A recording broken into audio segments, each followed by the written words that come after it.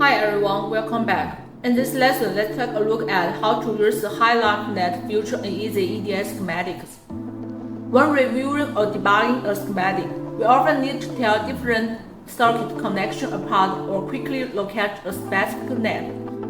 That's where the highlight net function really comes in handy.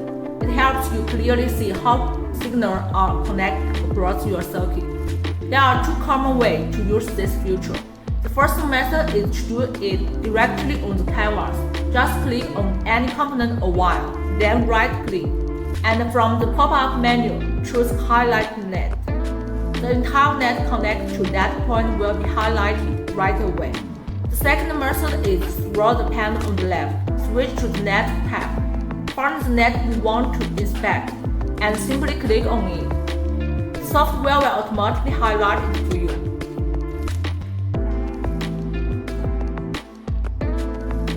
If you ever want to remove the highlight, that's easy too. Just right-click again and select Unhighlight Net from the menu to go back to the normal view.